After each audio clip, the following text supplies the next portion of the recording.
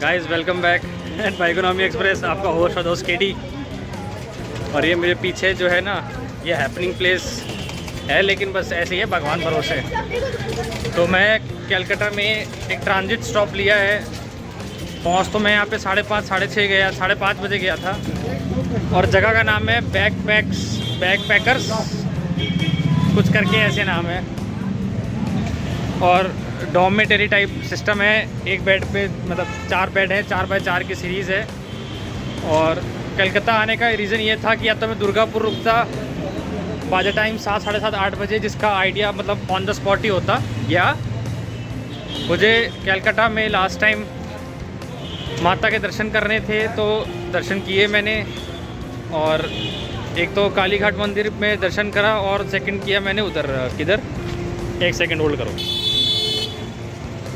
काली घाट, और दूसरा दक्षिणेश्वरी टेम्पल के दर्शन किए। और कृपा देखिए आप माता की कि गूगल का तो यहाँ सिस्टम क्या है कि कुछ जगह जो है ना टॉल बिल्डिंग्स हैं, तो ऑफलाइन मैप नहीं चलता उस पर, वो डेटा कनेक्शन लॉस्ट का एरर आता है।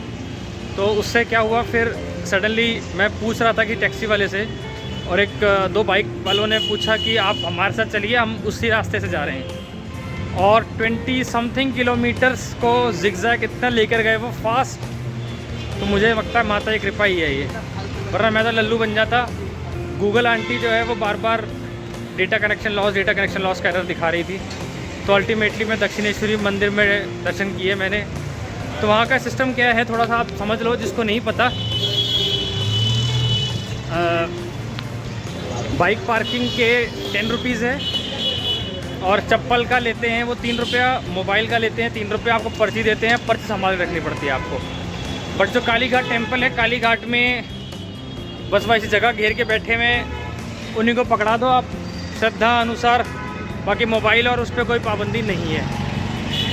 और ये मेरे पीछे एस्पेलांडे, और एक बड़ी अजीबोगरीब तो नहीं, देखिए safety is my top concern, और वो प्रायोरिटी होनी चाहिए हमेशा से ही।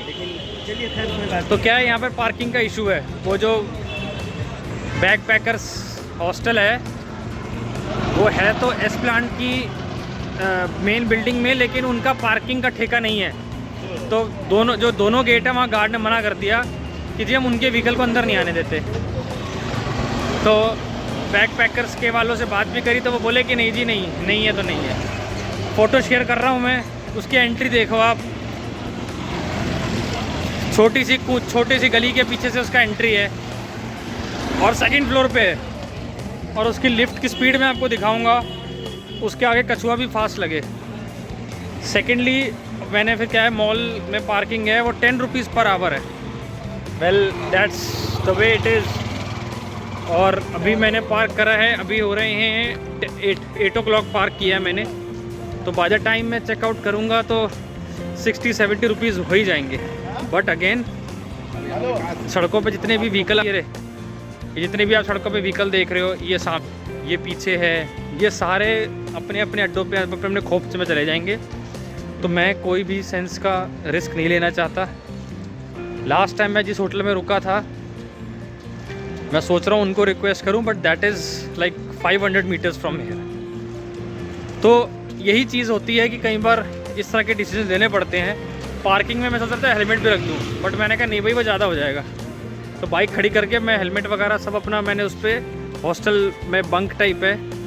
इसके मुकाबले जैसे मैंने अभी कलकत्ता का बैकपैकर्स हॉस्टल देखा है, भाई सो है, ठीक है, मतलब अपना वैसा माहौल है, खुला माहौल है। मतलब इसके मुकाबले जो BHU का था, असली लाइफ पता नहीं क्या था उसका, live free life, my God, इतना नीट एंड क्लीन। और बाइक के लिए भी जगह थी। देखिए मैं तो बाइकर हूँ, इसलिए मुझे उसमें बड़ी खुशी मिल रही थी। इवन उनके पास अंदर एक पार्किंग थी गेट के अंदर, और आप बाहर भी सो सकते हो अगर आपको ठंड ना लगे और मच्छर ना काटे तो। और बहुत जगह बहुत साफ़ सुथरा था।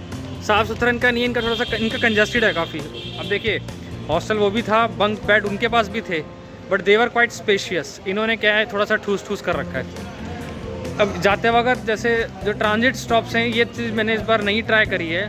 कि इंस्टेड ऑफ बुकिंग बेडरूम, जैसे डबल बेड ही मिलता है तो उसका जो चार्ज रहता है टैरिफ 1100 GST मिला के 1200-1300। तो ये सोच रहा हूँ मैं कि जहाँ मैं ट्रांजिट स्टॉप्स लूँ वो डॉमिटरीज़ में ही लूँ। तो ये तो मेरा पक्का हो गया कि मैं जब भी वाराणसी आऊँगा तो लिव फ्री हॉस्टल में ही ठहरूँगा। तो मुझे प्रमोशन के पैसे नहीं दे रहे, वो इतना बड़ा यूट्यूबर नहीं हूँ मैं, बट इतनी साफ़ जगह मैंने नहीं देखी। अब आप ये मानो जाते वक्त मैंने पूछा था लेकिन इट वॉज हाउसफुल। वाई? अब हाउसफुल है तो हाउसफुल है, क्या कोई क्या बता सकता है कि क्यों है हाउसफुल। तो थोड़ी सी रोशनी कम होते हुए तो मैंने इस बार दूसरी डॉम बुक करी है। तो अब पिक्चर तो उसके भी अच्छे लग रहे हैं, बट जैसे जिसमें मैं ठहरा था वो मेन हाईवे से 5 किलोमीटर अंदर था, पतली सड़क, बिल्कुल पतली, जितनी ये गेट के साथ ये सड़क है ना इतनी पतली, इतनी पतली सड़क थी ये। और अब जो मैंने दोबारा करा है वो उससे भी 350 मीटर आगे है। तो but the moral of the story is कि वाई शुड आई पे 1200 फॉर अ डबल बेड दो ऑन मेन NH19। और इससे बढ़िया तो है ना, मैं 450-500 रुपये दूंगा, अंदर कर लूँगा, थोड़ा अंदर ले लूँगा होटल, कितना फ़र्क पड़ जाएगा, ज़्यादा फ़र्क नहीं है। तो इतने का तो पेट्रोल किलोमीटर लग जाएगा, और रात को तो वैसे कोई नहीं होता, ये अर्ली मॉर्निंग। सो माई रणनीति इज़ कि अब मैं रोटी मैंने पैक करा ली थी पुरी में ही, जहाँ पे रात को खाना खाया था सब पैक करा लिया है, समोसा। और अब मैं पता कहाँ जा रहा हूँ कि जिन्होंने कैलकाटा वाला वीडियो देखा होगा ना वो पहचानते होंगे इस दुकान को। मैं बस फेमस दूध वाले के पास जा रहा हूँ। रोटी खाने के बाद आधा लीटर दूध, उस पर 100 ग्राम वो डलवा के, क्या डलवा के, रबड़ी, एकदम मामला सेट कर लूँगा। और उसके बाद जाऊँगा और ताकि जो है सुबह आ जाएंगे मुझे पाव बढ़िया बढ़िया बिल्कुल। और मैं सोच रहा हूँ कि वो पुराने होटल वालों को बोलूँ, लेकिन वो रिस्क हो जाएगा क्योंकि मैं उसके पास ठहरा तो हूँ नहीं, इसीलिए। सो बाय, बने रहिए मेरे साथ। So guys, finally it's 9:50 and I am concluding my day.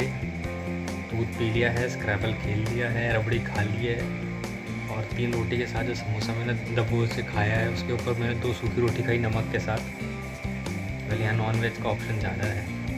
और ये देख लो, मैं पहाड़ पे छू रहा हूँ, 1st, 2nd, 3rd, तो मैं 3rd पे हूँ। ये रहा, तो वो ऑक्यूपाइड है और ये वाला ऑक्यूपाइड है, वो सामने वाला वो ब्लैंक है। और किया जाए ये मिक्स डोम है, बाई चांस लकीली कोई फीमेल नहीं है। फीमेल का डोम दूसरी तरफ है, उसका बेड 100 रुपये सस्ता है, विमेंस इक्वालिटी यहाँ। और मेरे डोम में 2 फॉरेनर्स हैं, या फिर 3 फॉरेनर्स हैं, 2 अर्जेंटीनियंस हैं आई थिंक, एक बांग्लादेशी है और बाकी इंडियंस हैं। आई डोंट नो क्या क्या। सो आई एम ऑल सेट। और यार सुपर वाले हिसाब पे मैंने रख लिया, भाई यार तो गंदा होगा, शिट मैंने गंदे पे रख लिया सामान, खैर नहीं हुआ। और जो मेरा बाकी का लगेज है वो बाहर पड़ा हुआ है, वो पड़ा है। सो आज this is the 2nd time in a row कि मैंने अपनी चेन क्लीन नहीं करी है। रीज़न भी, जो मेरी बाइक है वो बाहर मॉल के पार्किंग में खड़ी है, 10 रुपीज़ पर आवर की जो जहाँ चार्जेस है, but that's how it's suppose to be. Safety is my first priority. मैं बाइक को ऐसे नहीं छोड़ सकता, वो तो बाई चांस इस गेटेड में अलाउड नहीं है, वरना मैं यहीं खड़ी करता। और जिस होटल में मैं ठहरा था मैं उसके पास फिर गया ही नहीं। इतना मैं फ्यूल पे एक्सपेंडिचर कर रहा हूँ तो थोड़े पैसे दे दिए, 60-70 रुपये बन जाएंगे। और फिर बाइक जब मैं सुबह करूँगा तो फिर पहले मैं कैलकाटा क्रॉस करके बाहर हाईवे पे आऊँगा NH19 पे। फिर जब फ्यूल टॉपअप करवाऊँगा, क्योंकि फ्यूल भी एम्प्टी था, लो फ्यूल का वार्निंग साइन आ रहा था। उसके बाद फिर मैं चेन क्लीन करूँगा बाहर मेन हाईवे पे।